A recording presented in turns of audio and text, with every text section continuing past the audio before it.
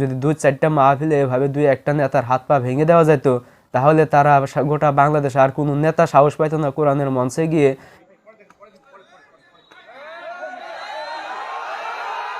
আপনারা নিজেদের টাকা, নিজেদের পকেটের টাকা দিয়ে যদি মাহফিল করার ক্ষমতা থাকে তাহলে মাহফিল করেন।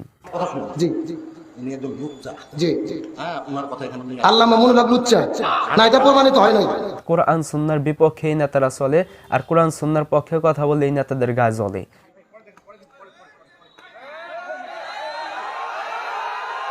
সুপ্রিয় দর্শক শ্রোতা, প্রথমে আমি আপনাদেরকে একটি ভিডিও দেখাবো। ভিডিওটি আগে ভালো করে দেখুন।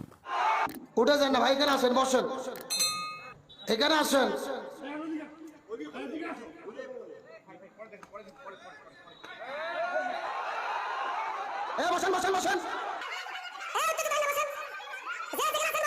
আল্লামা মামুনুল হকের কথা করোনা থাকা লাগবে কেন? রসুলের কথা, আলেম ওলামাগুন নবীগুনের ওয়ারিস, আল ওলামাউ ওয়ারাসাতুল আম্বিয়া। জি জি জি আল্লামা মামুনুল হক লুচ্চা না, এটা প্রমাণিত হয় নাই। উঠে যান না ভাই, এখানে আসেন, বসেন, এখানে আসেন।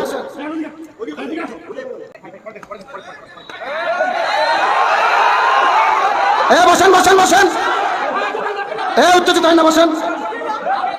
ভিডিওটিতে আমরা কি দেখতে পেলাম? আব্দুল সালাম যুক্তিবাদী ভাই, তিনি বক্তা, তিনি আলোচক। এই মাহফিলের মধ্যে তিনি আলোচনার মধ্যে আল্লামা মামুনুল হকের নাম নেওয়ায় এই নেতা, পাতি নেতা দেখেন খেপে গেছেন। এই পাতি নেতা আল্লামা মামুনুল হকের নাম নেওয়ায় তিনি বাধা সৃষ্টি করছেন, তাকে লুচ্চা বলে আখ্যায়িত করছেন। শুধু তাই নয়, এই আল্লামা মামুনুল হকের পক্ষে, অর্থাৎ এই বক্তার আলোচনার পক্ষে একটা শ্রোতা আওয়াজ দেওয়ার কারণে সেই শ্রোতাকে দেখেন টেনে হিচড়ে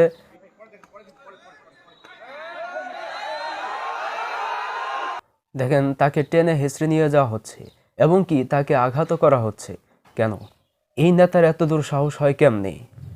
যেই মাহফিলের মধ্যে সমস্ত মানুষ হলো মুসলমান, যেই মাহফিলের মধ্যে আমি তো জানি আব্দুল সালাম যুক্তিবাদী ভাই যিনি আলোচনা করেন, তার মাহফিলের মধ্যে প্রতিটা মাহফিলই তিনি গরম আলোচনা করে থাকেন, প্রতিটা মাহফিলে তিনি হক কথা প্রকাশ করে থাকেন। যেই জায়গায় হক কথা প্রকাশ করে থাকেন, বর্তমান সমসাময়িক বিষয়ের উপর আলোচনা করে থাকেন, ওই জায়গার শ্রোতা তো ঘুমিয়ে থাকার কথা না, ওই জায়গার শ্রোতা তো চাঙ্গা থাকার কথা। আর এই চাঙ্গা শ্রোতাদের মধ্যে এই নেতা এত দূর সাহস হলো কিভাবে যে কোরআনের মাহফিলে বাধা সৃষ্টি করে আল্লামা মামুনুল হককে লুচ্ছা বলে একজন শ্রোতাকে এভাবে টেনে হেঁচড়ে আঘাত করতেছে? কিভাবে তার এত বড় সাহস হলো? তার একটাই কারণ, সম্মানিত ভাইয়ের আমার। সেই কারণটা কি?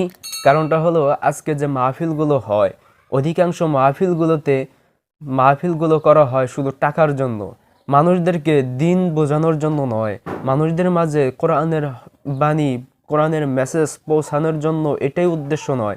তাদের পেছনের মূল উদ্দেশ্য হলো টাকা। এই জন্যেই এই মাহফিলগুলো করা হয়। আর এই মাহফিলের মধ্যে যেই নেতা টাকা দিতে পারে তাকে অতিথি হিসেবে দাওয়াত করা হয়। টাকার কারণে নেতাদেরকে দাওয়াত করা হয়, টাকার কারণে নেতাদেরকে সভাপতিত্ব করা হয়, টাকার কারণে এই সমস্ত পাতি নেতাদেরকে প্রধান অতিথি করা হয়, টাকার কারণে এই সমস্ত পাতি নেতাদেরকে বিশেষ অতিথি করা হয়। আর এরা মাহফিলে এসেই কোরআনের বিরুদ্ধে অবস্থান নেয়, হুজুরদের বিরুদ্ধে অবস্থান নেয়। হুজুরা যে জায়গায় কোরআন আর হাদিস থেকে স্পষ্ট ভাষা বক্তব্য দেয় সমসাময়িক বিষয় নিয়ে, আর এই সমসাময়িক বিষয়ের উপরে তো তারাই নিয়োজিত, অর্থাৎ কোরআন সুন্নাহর বিপক্ষে এই নেতারা চলে, আর কোরআন সুন্নাহর পক্ষে কথা বলে এই নেতাদের গায়ে জ্বলে। এই জন্যই তো এই সমস্ত নেতারা এই কোরআনের মাহফিলে এসে বাধা সৃষ্টি করে, বিঘ্নতা সৃষ্টি করে, কোরআনের মাহফিলে এসে আলেমদের বিরুদ্ধে অবস্থান নেয়। সম্মানিত দর্শক শ্রোতা, আপনাদের সকলকে অনুরোধ করব, আপনারা নিজেদের টাকা, নিজেদের পকেটের টাকা দিয়ে যদি মাহফিল করার ক্ষমতা থাকে তাহলে মাহফিল করেন। আপনাদের নিজেদের পকেটের টাকা দিয়ে যদি মাহফিল করার মতো সামর্থ্যবান মনে হয় তাহলে আপনারা মাহফিল করবেন। অন্যথায় কোনো নেতার টাকা দিয়ে, কোনো পাতি নেতা, ছাতি নেতার টাকা দিয়ে মাহফিল করে ওই মাহফিলে কোরআনের মাহফিলটাকে অপমান করবেন না, কোরআনের মাহফিলটাকে অপদস্থ করবেন না। টাকার বিনিময়ে যেই নেতাকে আনেন ওই নেতাই কোরআনের বিরুদ্ধে অবস্থান নেয়। যেই নেতা লুচ্ছা, যেই নেতা বাটপার, টাউট, বদমাশ, যেই নেতা জনগণের টাকা মেরে খায়, ইতিমের মাল সম্পদ হরণ করে খায়, যেই নেতা নিজেই জেনাখোর, ওই নেতা এসে আল্লামা মামুনুল হককে কিভাবে লুচ্ছা বলে প্রমাণ করতে পারেন? কিভাবে লুচ্ছা বলে? এতগুলো শ্রোতার মধ্যে এরকম একটি ঘটনা ঘটলো, শ্রোতারা কিছু বলতে পারলো না, অথচ উচিত ছিল এই সমস্ত শ্রোতা ঐক্যবদ্ধ হয়ে এই পাতিনেতার হাত পা ভেঙে সেখানেই ফেলে রাখা। এই পাতিনেতাকে সেখানে জুতা পিটা করা উচিত ছিল, কিন্তু শ্রোতাগণ এতটাই ইমান হারায়, এতটাই ইমান দুর্বল হয়ে পড়েছে যে এক কোরআনের ময়দানে এসে একটা বাটপার টাউট সিটার একটা নাস্তিক এসে কোরআনের ময়দানে এসে কোরআনের মঞ্চ বন্ধ করে দেয়, অথচ শ্রোতাগুলো ঘুমিয়ে আছে।